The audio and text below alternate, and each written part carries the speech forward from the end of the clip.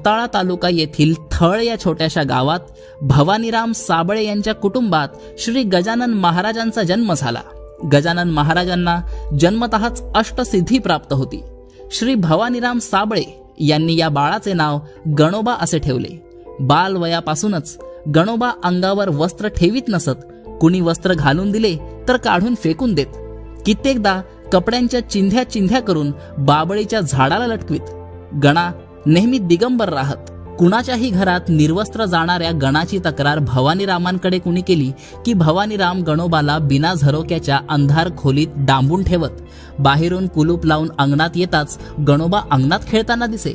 पुन्हा खोलीत जाऊन बघतात तर काय, कोपऱ्यात बसलेला गणोबा तिरक्या नजरेने वडिलांकडे बघून हसताना दिसे। श्री गजानन महाराजांच्या बाललीला देखील अनेक आहेत। गणोबाकडे मुलं शिदोऱ्या घेऊन येत। खेळतानाच अलौकिक योग सामर्थ्याच्या बळावर गणोबा सर्वांना देहू, आळंदी, पंढरपूर इथल्या यात्रा घडवत। एक दिवस गणोबा धामणगाव बढे मार्गावरील कोऱ्हाळा या गावी आले। येथे एक दैवी विहीर आहे। मनोकामना पूर्ण झाल्यावर तेथे भोजनदान देण्याची प्रथा आहे। एक दिवस तेथे भोजनदान सुरू होते। गणोबानेही लाडू वाढायला घेतले तेव्हा लोक चेष्टेने म्हणाले, अरे तूप संपलंय, लाडू काय वाढतो, तूप वाढ तूप। हे ऐकून गणाने न भूतो न भविष्यती अशी लीला केली। ती विहीर तुपाने काठोकाठ भरली। सर्वजण जेवून तृप्त झाल्यानंतर विहिरीत पुन्हा मधुर जल दिसू लागले।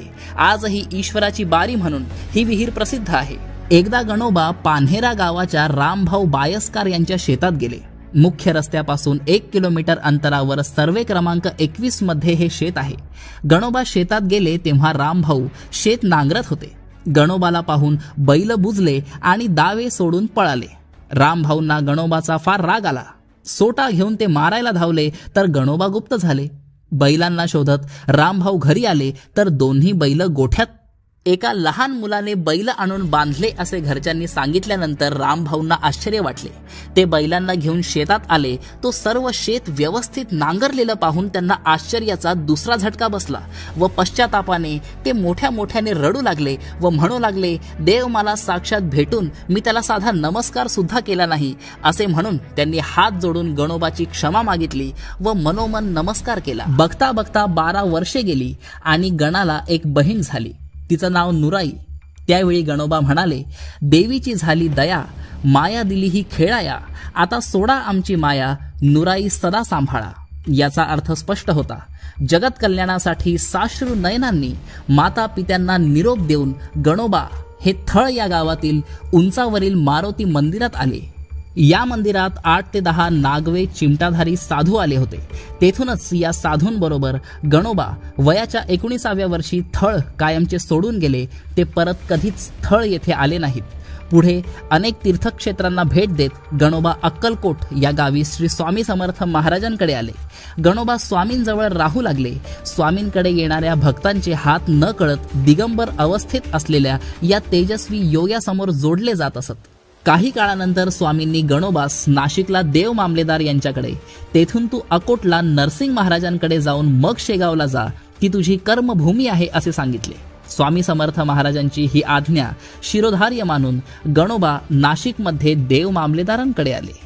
एक दिवस या दोघांमध्ये अध्यात्मावर चर्चा सुरू असताना एका दृष्ट यवनाने प्रसाद म्हणून मांसाचे तुकडे एका भांड्यात झाकून आणून दिले।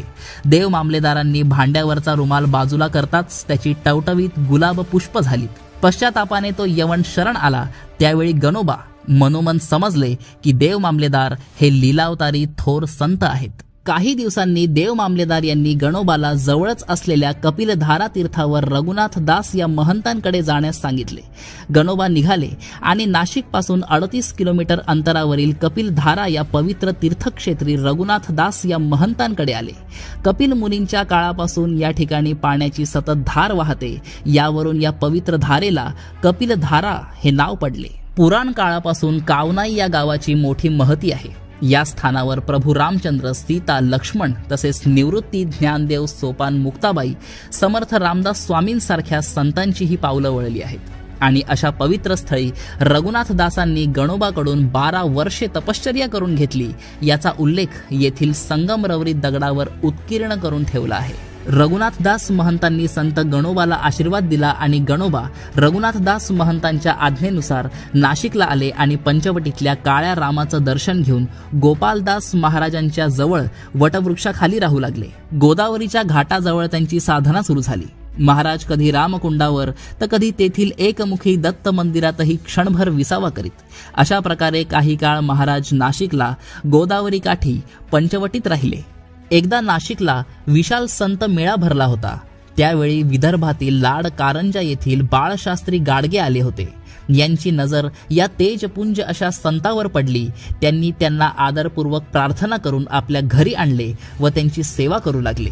मात्र या दिगंबर वेशातील संत गणोबांना कोणत्याही प्रकारची उपाधी नको होती, म्हणून ते लाड कारंजाहून अमरावती जिल्ह्यातील बग्गी जावरा या गावी माणिक बाबांकडे आले। तेथे 8 दिवस राहून महाराज अकोटला नरसिंग महाराजांकडे आले। तेव्हा नरसिंग महाराज शिवाराधना करीत होते। दोन्ही संतांच्या भेटी झाल्या। नरसिंग महाराज जेव्हा पण गुहेत बसून साधना करीत तेव्हा गणोबा गुहेच्या तोंडाशी बसून गण गण गणात बोते या अमृत मंत्राचा जप करीत। जवळजवळ 2 वर्षे हा क्रम चालू होता आणि नंतर श्री स्वामी समर्थ महाराजांनी सांगितल्याप्रमाणे गणोबा शेगावी आले। शेगावी ते देवीदास पातुरकर यांच्या घराबाहेरील वटवृक्षाखाली उष्ट्या पत्रावळीतील अन्नाचे कण वेचून खात असताना बंकटलाल अग्रवाल आणि दामोदरपंत कुलकर्णी यांच्या दृष्टीस पडले। तो दिवस होता 23 फेब्रुवारी 1878 आणि हेच स्थान श्रींचे प्रकट स्थान मानले जाते। बंकटलाल अग्रवाल यांनी जेव्हा त्यांना जेवणाविषयी विचारले तेव्हा या मूर्तीने त्यांच्याकडे अशा शून्य नजरेने पाहिले की जणू बंकटलाल यांना दृष्टी लाभली। नजरेच्या एका खेपेतच गुरु शिष्याची जणू एक साखळी जोडली गेली, कारण त्यावेळी श्री गजानन महाराज तुर्य अवस्थेमध्ये होते। या तुर्य अवस्थेला ब्रह्मस्थिती अथवा सहज समाधी अवस्था देखील म्हणतात। यावरूनच महाराज एक महान आणि असामान्य असे योगी आहेत याची बंकटलाल यांना तत्काळ मनोमन खात्री पटली। त्या महान भक्ताने त्यांचे श्रेष्ठत्व ओळखून त्यांना स्वगृही आणले। त्यावेळी या परमपवित्र मूर्तीच्या मुखी एकच वाक्य होते, ते म्हणजे गण गण गणात बोते। त्यांच्या या वाक्यावरूनच शेगाव निवासी यांनी त्यांचे नाव गजानन महाराज असे ठेवले। सद्गुरु श्री गजानन महाराज गण गण गणात बोते हे वाक्य क्षणोक्षणी म्हणत, म्हणून काही लोक त्यांना गिणगिणे बुवा देखील म्हणत। गजानन महाराज हे 6 फुटी सडसडीत शरीर यष्टीचे, राबलेला तांबूस वर्ण, तुरळक दाढी व केस, वस्त्रहीन शरीर आणि गुडघ्यापर्यंत पोचणारे हात असे होते। चालताना ते लांब लांब पावले टाकीत। सदा न कदा घाईघाईत धावल्याप्रमाणे भासणारी चालगती, पाय अणवाणी आणि हाती असलीच तर एखादी चिलीम। महाराजांना कपड्याचे आकर्षण असण्याचा प्रश्नच उद्भवत नाही। कोणी अंगावर शाल पांघरली तर मनात येईल तोपर्यंत ठेवत, नाही तर ती फेकून देत असत। पादुका पादत्राणे त्यांनी कधी वापरलीच नाहीत।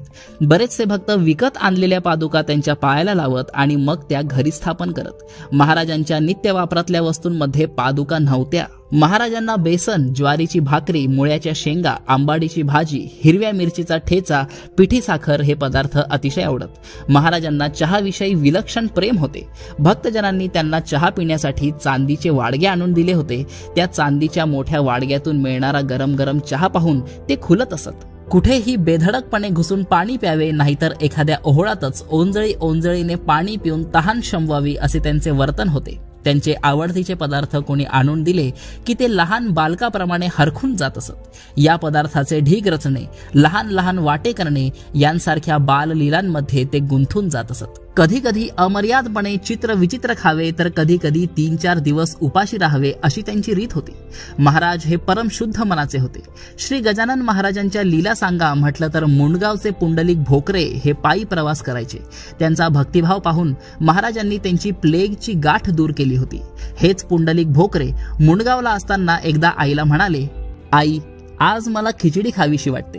आई म्हणाली, उद्या धुंदुरमास आहे, उद्या करील। या हट्टापायी पुंडलिक रागाने घरून निघाला आणि शेगावी आला। बायजाबाई मठातच होत्या। त्यांनी पुंडलिकाला विचारले, कधी निघाला, जेवलास की नाही? पुंडलिक जरा रागातच होता। त्याने उत्तर देण्या अगोदरच महाराज बायजाबाईस म्हणाले, बाईजे मघा माझी राहिलेली खिचडी या पुंडलिकाला दे, त्याच्यासाठीच ती ठेवली होती। बायजाबाई खिचडी आणायला गेल्या तेव्हा महाराजांना सकाळी गरम गरम वाढलेली ती खिचडी अजून गरम गरमच आहे याचे बायजाबाईला मोठे आश्चर्य वाटले। एकदा मुलांनी गजानन महाराजांना चिलीम भरून दिली आणि विस्तव आणण्यासाठी बंकटलाल यांनी त्यांना गल्लीतल्या जानकीराम सोनाराकडे पाठवले। मुलांनी त्यांच्या दुकानात जाऊन विस्तव मागितला तेव्हा विस्तव देत नाही असे मुलांना त्यांनी स्पष्ट सांगितले आणि महाराजांची निंदा करायला सुरुवात केली। मुले रिकाम्या हाताने परत आली। सोनार विस्तव देत नाही असे म्हणू लागली तेव्हा महाराज म्हणाले, अरे चिलमीवर काडी धरा, विस्तव येईल। बंकटलालने महाराजांच्या चिलमीवर काडी धरली आणि तत्काळ चिलमीतून विस्तव पेटला आणि महाराजांच्या मुखातून धूर निघाला। ही दुर्मिळ चिलीम अकोट येथील यात्रा चौकातील रहिवासी नंदकिशोर वडाळकर यांनी श्रद्धापूर्वक जपून ठेवल्याची माहिती मिळाली आहे। शिवजयंती प्रित्यर्थ भरवल्या गेलेल्या सभेत लोकमान्य टिळक आणि श्री गजानन महाराज एकत्र आले। त्या सभेत महाराजांनी असे भाकीत केले की लोकमान्य टिळक यांना कारावास भोगावा लागेल आणि त्या पक्षात खरंच लोकमान्य टिळकांना मंडालेच्या तुरुंगवासात जावे लागले। तेथेच त्यांनी गीता रहस्य हा ग्रंथ लिहिला। मारुती मंदिरात पाटलाच्या मुलांनी पाठीवर उसाचा मारा दिला होता तेव्हा गजानन महाराजांनी हाताने उसाचा रस काढून सर्वांना प्यायला दिला होता।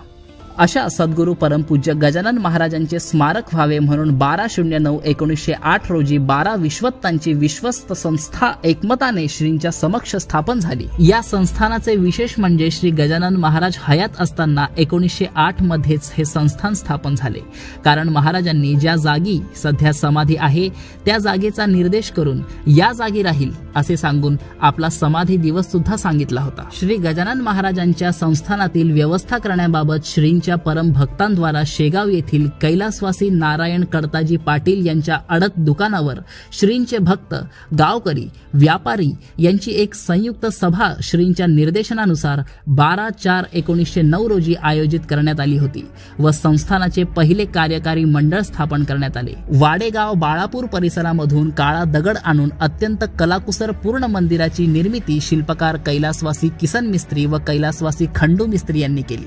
समाधी शताब्दी महोत्सवानिमित्त संगमरवरी पाषाणात मंदिराचे नूतनीकरण व रुंदीकरण करण्यात आले। श्री गजानन महाराजांनी तेथे गुरु शिष्य व गादी परंपरा ठेवली नाही, तेथे फक्त सेवेची परंपरा आहे। ज्या कुणास श्रींचे दर्शन घ्यायचे असेल किंवा नैवेद्य दाखवायचा असेल त्यांनी बाहेरून दर्शन घ्यावे किंवा नैवेद्य बाहेरून दाखवावा, आतमध्ये कोणी जाऊ नये असा नियम तेव्हापासून पाळला जात आहे। जेव्हा गजानन महाराजांना कळाले की त्यांच्या अवतार समाप्तीची वेळ येऊन ठेपली आहे त्यावेळी ते हरिपाटलांबरोबर पंढरीला जाऊन आले। लाखोंच्या संख्येने लोक त्यांच्या समाधी प्रसंगी हजर होते। तत्पूर्वी महाराजांना सुवासिक द्रव्ये लावून अभ्यंग स्नान घालण्यात आले। अनेक सुवासिनींनी त्यांची पूजा करून मंगलारती ओवाळली होती। सर्वत्र सनईचे सूर ऐकू येत होते। सूर्याची पहिली किरण जमिनीला स्पर्शली आणि महाराजांनी ब्रह्मरंध्रातून त्यांचे प्राण अनंतात विलीन केले। 8 सप्टेंबर 1910 रोजी ते शेगावातच समाधीस्थ झाले। शेगावाच्या मंदिरात राम मंदिरासमोरील सभा मंडपात महाराजांचा साखळीने आणि तारेने बांधलेला भला मोठा फोटो होता। मूळ गावकऱ्यांनी काढलेला, खूप मेहनतीने त्यांनी तो काढला होता। ज्या दिवशी देह ठेवला त्याच क्षणाला तो फोटो तुटून खाली पडला व पूर्णतः त्याचे तुकडे तुकडे झाले। त्या फोटोऐवजी हा फोटो कालांतराने गादीवर ठेवण्यात आला। अत्यंत चमत्कारिक असा हा फोटो आहे। या